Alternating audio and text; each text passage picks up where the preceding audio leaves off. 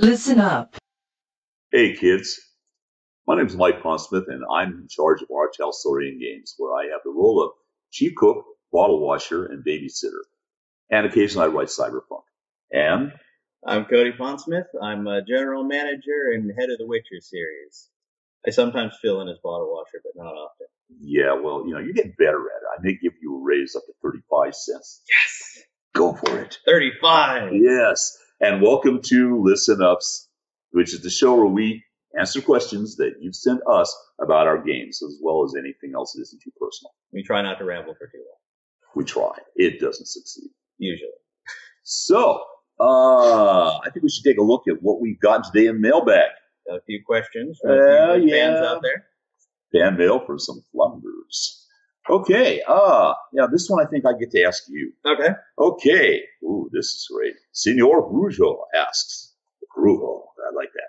He asks, good morning, evening, whatever. In the Witcher TRPG, how does the damage with the silver-coated blade work? I mean, does it do full damage, not against silver vulnerable monsters?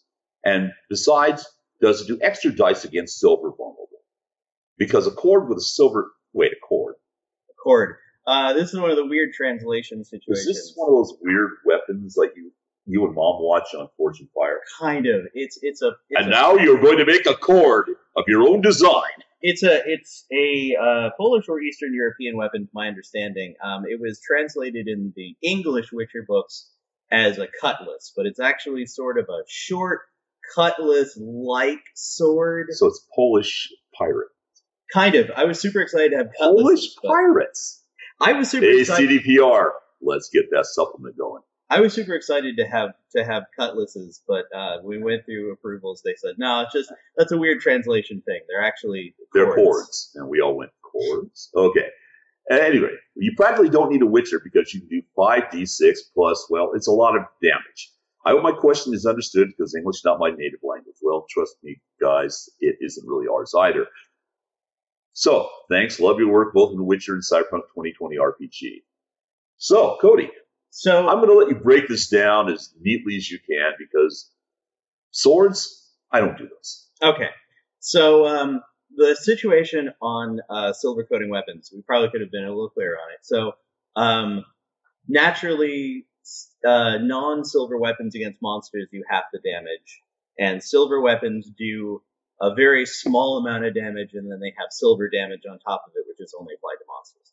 So they're kind of like poison weapons. Kind of. It's weird because silver in Witcher is sort of most monsters have the same sort of almost werewolf-like reaction to silver, so it kind of burns them or harms them in some way just by touching it.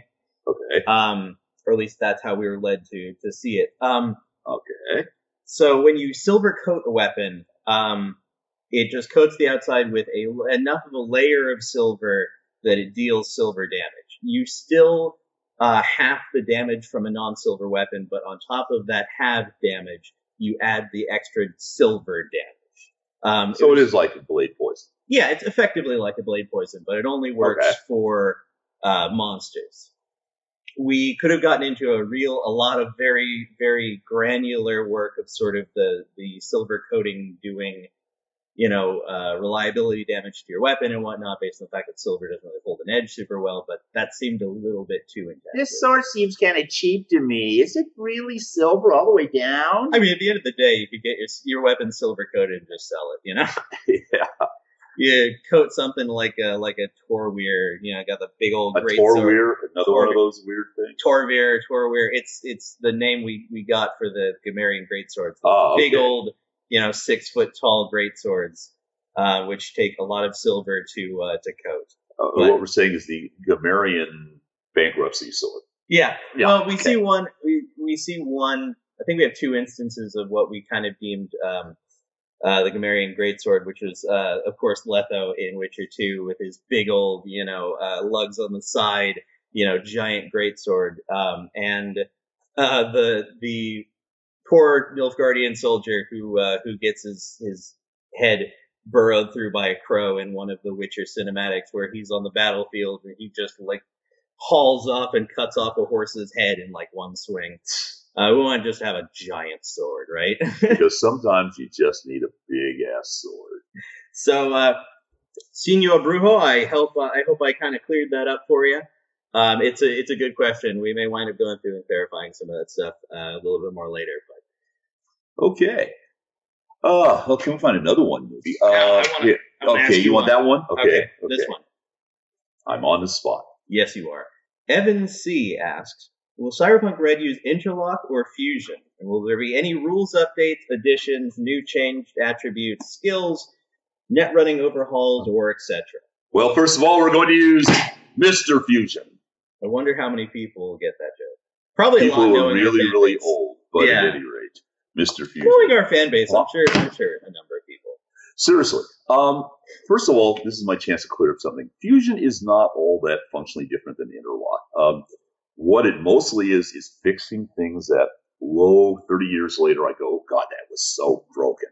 It's a bit of a tweak. It's a tweak more than anything. People, because we have a new name for it, think, oh my God, it must be different. But it was easier to trademark Fusion than it was to trademark interlock, actually. Why is that? I'm curious. I don't know either, but the weird part was I once ended up selling the rights to do something called Fusion to Microsoft. So it must be better because they paid me money. Not a lot has really changed across interlock and fusion. You're saying so, like no. I remember hit points change. Hit points change a bit. There's some stat changes. There are some stat changes. The biggest stat change is that we broke reflex into two. We broke reflex into reflex still, but we also added a dexterity capability, and that was primarily because reflex was completely broken. You mean the fact that they were all reflex monsters? Put your 10 in reflex and you'll never die. Guys are walking in. It's like your character has twos and everything except reflex. Super quick. Yeah, I just nothing can attack me. It goes up with my hand or something like that. At any rate, the upshot was that's the biggest change. Okay, so what we're going to be doing is updating that. We're going to probably clean up and combine a few more skills. Any ideas on what those are going to be? What we're going to do is cover a few more general skills. For example, in original Cyberpunk, we got pretty specific. You could have an anthropology skill. And in fact, one of my favorite things on Reddit was somebody did how many dumb, weird skills can you find in Cyberpunk? And I actually thought that was kind of funny. But the upshot is we had that many skills because at the time people wanted to do very, very strange variations of their characters. We actually have had people who were cyber anthropologists. I haven't figured that one out entirely, but they figured it had to do with studying cyber psychos in their native culture, which is killing people. It would be quite a fascinating situation, though. You come into like a club with like you're actually cyber eye, so you're not walking around with a camera. I just like the idea of David Attenborough walking into the club. And here we have a booster in its native environment. Oh, yep, the big boy is going to go rip off his head. It only works because you've got a larger cyber psycho behind you who's got a little tiny press pass. Yeah, and he's standing there and it's like, and my assistant Bob, the cyber psycho here, will now go in and, yes, which is another joke. Wrestle him to the ground. Wrestle him to the ground and we'll tag him. Yes. I've got the tag. Yes. Okay, so basically we're overhauling things that really need to be fixed. The other thing we're probably going to be doing is simplifying, like I said, some of the skills. So what we're doing is, have a group of core skills that are much more general. And then you have specific skills that you can pick up if you want to really fine tune that character. But we're treating those almost as though they're addendums, kind of like there's a little part in the back of the book that says stupid skills here. Sort of a specialization. Specialization level. And we're still debating whether we really want to do skill trees that involve that or not. Cyberpunk is a game where people need to be able to pick it up and run with it fast. So we've looked at skill trees, and our big thing about it is how can we make them simple and easy to use. And if you have a billion skills, it's kind of tough to fit them all into a tree. I mean, I've always been a big fan of skill trees. I noticed. Yeah. No, I love skill trees. It's a really nice way to kind of progress your character, but also give you that, that option to go back and figure out some previous figure out some of the skills that you might not have thought you wanted to take previously and take it. But you're right. There's a lot of possibility to get bogged down. Particularly if you already have a lot of skills. Fitting them all into associated trees becomes a little difficult. So we will streamline that as well. One of the things that Evan was asking is all the changes in net running, and I'm going to actually be covering some of what we're doing in net running in more detail, but I think we should move on now. Yeah. Okay. We'll talk about that later. Yeah. How many days do you have, Evan? Oh, there's a lot of stuff going on. Yeah, could be a while. But thanks, Evan. Okay, well, what else we got? That one. My turn. Okay. All right. All right. I'm ready. LeotheDino, I like that, asks, keeping my STA limitations and vigor per round, can you use defensive actions to protect other people in Witcher, and how? Both against magic, dispel, and physical attacks. That was all Greek to me. So this is an interesting one because it was not entirely factored in. We did factor in that dispel can be used as a defensive action anytime somebody casts a spell. So you can theoretically, if you did your thing on your turn by taking an extra action, you can dispel a fireball that's going at one of your allies. Yeah, sort of like what Leo seems to be asking is, if someone's targeting someone next to me with a physical or magical attack that could be parried, can I do that for them? So, if my mage is busy doing something or other, I can go tink, tink, tink and save them. It's one of those situations where, once again, kind of hadn't really, in the vast number of things that I thought about for this system, that was not weirdly one of them for a lot of it. So what I would say is basically, it will have to count as either you held an action for your turn, or you're using an extra action you did not use during your turn, which means you would have all the penalties for that and whatnot. But I would say that, if you're standing next to an ally and somebody shoots at them, you could use an extra action to try to block the shot or something like that. Obviously that wouldn't be unless you had something dispel, that wouldn't be my ally's 20 feet away and I'd run over and fucking throw my shield in front, because that would be a little much. But I think if you're standing next to somebody with your shield, I wouldn't see that as out of the way. I would just treat it as an extra action, basically. Yeah, I can see that. Just lean over and kind of hold the shield up. Okay. If you're lower in the initiative bracket, you would have to basically use the fast draw penalties to do that. Because so you can jump ahead before they actually move. Right. So that you could jump ahead, because otherwise they're moving before you in the first place. Right. So if you're lower in the round, it would probably take a lot to do it, but you can, I would say you can do it. Sounds like a plan, man. Okay. We got any others? Wait, okay. No. All right. Shoot. Okay. We got a pretty interesting one here, actually. Oh. No. Michael N. asks, "Hi, Mike. I'm a fan of Cyberpunk 2020 from France. Hey, Mike. We had a French translation. We had French translation from the first writing of Cyberpunk 2020 a long time ago, but it had a lot of mistakes and some overwrites, dark ages, like cybertech maintenance in the Chromebook. But my question is not about that. It's about the attractiveness attribute. So that's an ugly one. My question is,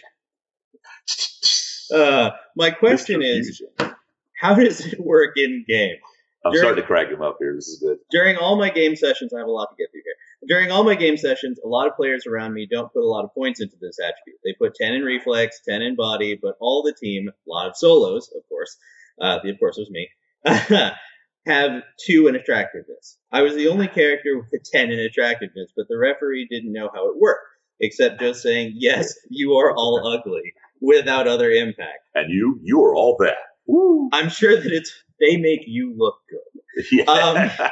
I'm sure that it's more than that, because I believe that personal grooming, wardrobe, and style may be useful in situations other than love affairs. Please, Mike, how do you manage the attractiveness stat in your game sessions?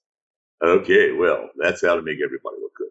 Okay, I'll give you an example of how attractiveness works or how it doesn't work. You're on the crosstown bus. I saw they even have those in France. And you're on the crosstown bus, and this guy comes on board the bus. and he kind of smells, and he's bumbling to himself, and he looks really, really ratty, like he hasn't bathed in 6 weeks. And he's got kind of raggedy clothes, and he sits down sort of across you and is looking at you. Well, that's the situation you have when you are attractiveness 1 or 2. You're actually, most people think of it as, I'm better looking than that person. But attractiveness is a scale where the average, you're okay looking and people do not stare at you, is really around 5 or 6. Okay, very few people actually run around at 9 or 10. And when they do, they can get jobs as fashion models. So when you have low attractiveness, it means a couple things. The first one is you're really noticeable because you stand out. In the cyberpunk universe, style is everything. And that means you need to look good, because if you don't look good, people think you can't keep it together. You walk into the club and music just stops. Yeah, everyone goes, everyone stares at you. Oh my God, that poor man. But seriously, you are noticed. You become identifiable, and you broadcast that you are, because you don't have it together, because you don't have the foresight to look good, look solid, have your stuff together, you're probably going to be more of a victim. Just like if you're sitting with that guy crossing you, mumbling in the crosstown bus, you as a normal guy are going, oh, well, I got to get on the bus really quick. But if you're a badass who bugs people as a hobby, you're looking at that guy and going, I wonder if he's got any change I can roll in for. How people perceive you in Cyberpunk is very important. Most people think of it as, if I have a lot of hardware, I can get in and out of anything. But that's not true. You're always going to be the bigger fish. Also, I think there's something to be said for, even if you are, a huge body 10, throwing people through walls, dude. Attractiveness 1, no one's going to want to deal with you. Beyond even being, seen as a victim or seen as weird, shopkeepers are going to go out of their way to not talk to you. Waitresses will walk by your tables 6 times. Yeah, it also depends on what you do. For example, to be unattractive as a fixer, forget it. Yeah. You're done. You're done. It's over. Be a corporate? Yeah, no. Not happening. No one invites you to the big corporate photos. Yeah, there you are, the corporate party saying you're all alone and everyone else is by the snack tray and you're way out there with the piñata. So no one likes you. You brought the piñata to try to fit in. Actually, they're planning to hit you like the piñata. They're all getting sticks. So part of it is that you have to look good so you can carry off the rep. Second, though, you have to be reasonably attractive and not stand out, to not basically be seen as a target situation. So, and I have people who really ugly, i.e., 1 or 2 or whatever, dump stat versions of attractiveness. I make people notice. I have boosters tend to harass them. I have people following them. I have, in one wonderful case, I had a small junior booster gang doing the classic thing that kids from the 30s used to do. Hey, look at the guy there! And they would follow him and throw things and yell and scream and harass him, which doesn't seem like much until you realize that they're all carrying pieces of rebar and they're going to bug you as soon as you hit the alley. You get more trouble. Ostensibly, the best deal in attractiveness is you want to be around 5'6". You want to be everyday good looking so that people don't remember you. They don't single you out.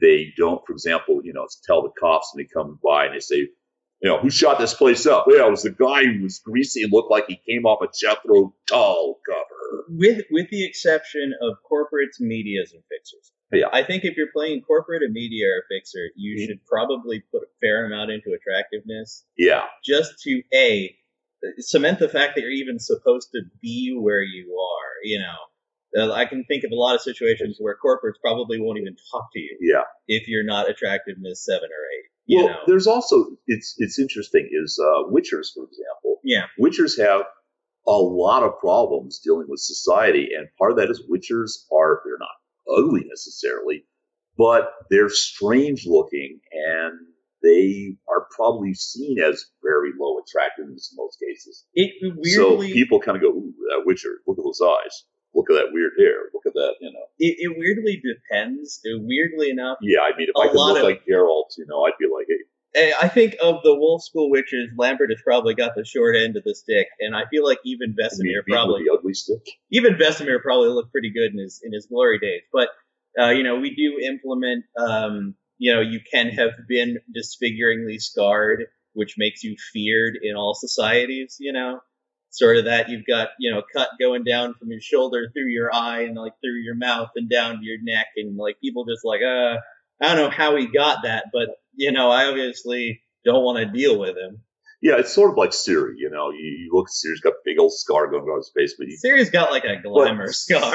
Ciri's got this scar, but then Ciri is 10 attractiveness. So then someone looks and goes, man, that woman over there's got a really big scar on her face. Scar? What? I didn't even notice. Geralt somehow managed to only get scars on his body and a few really good-looking scars on his face. Yeah, and like... Askel is very jealous. Yes.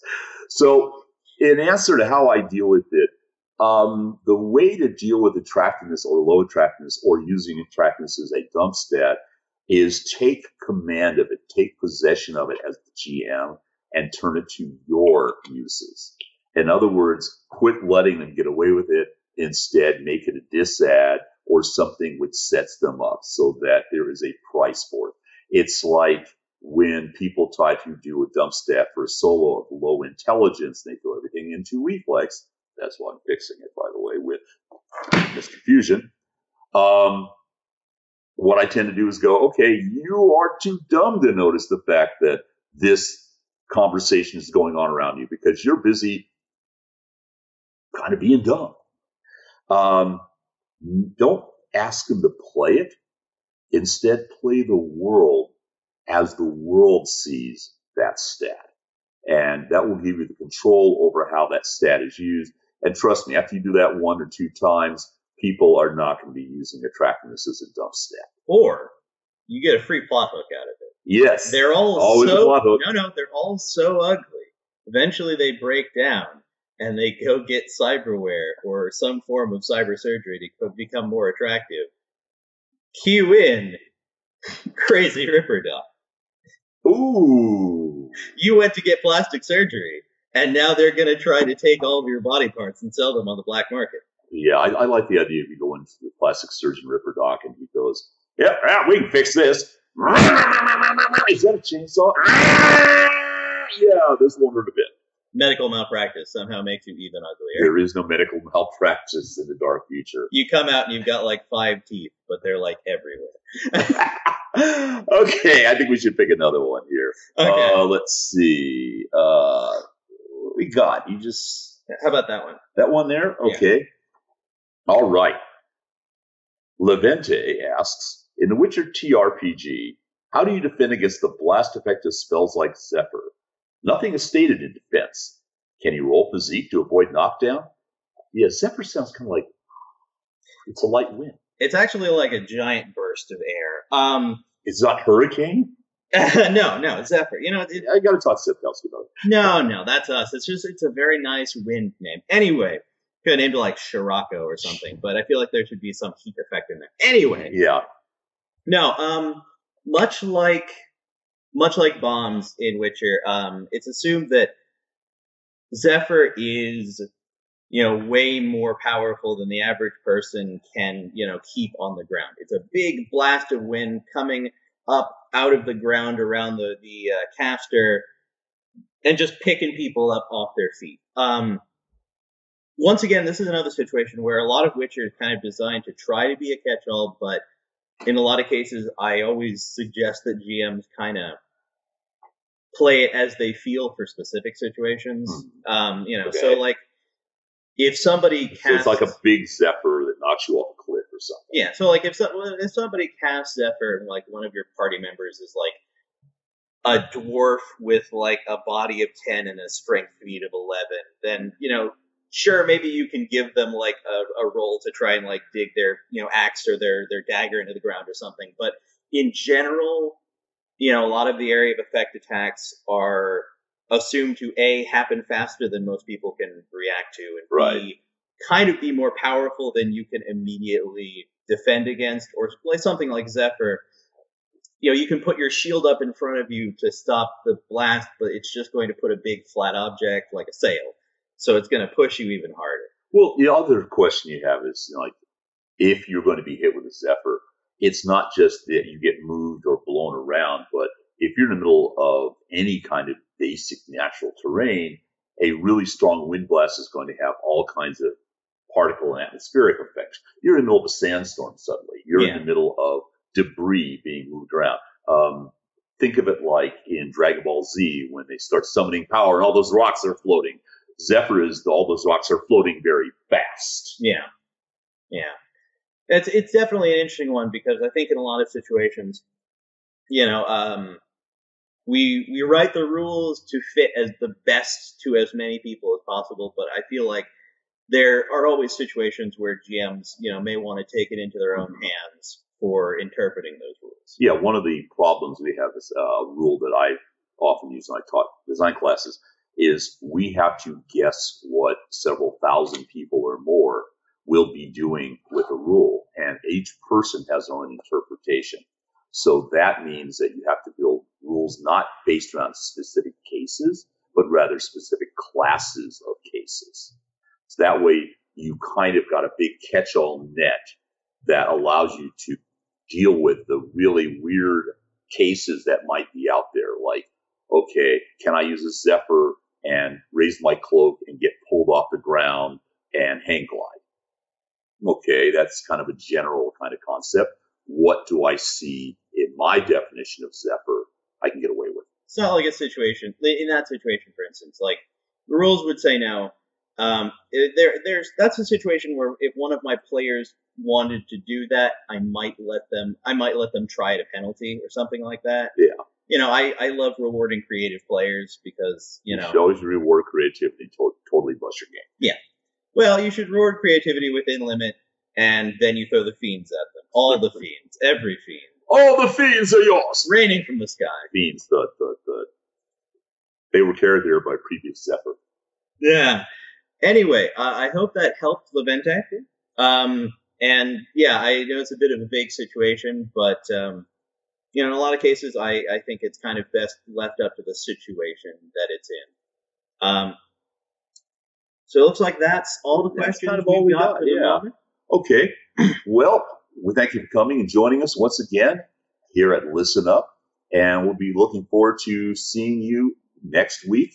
In the meantime, don't forget to hit that like button, and if you've got a chance, subscribe as well. And we'll be seeing you soon at Listen Up. This has been Listen Up. Your hosts were Mike and Cody Pondsmith. Production work was done by Tara Jones and Jay Gray. This video and the games and characters mentioned in it are copyright our Talsorian games. Thanks for watching, and remember, keep your sword sharp and stay safe on the streets.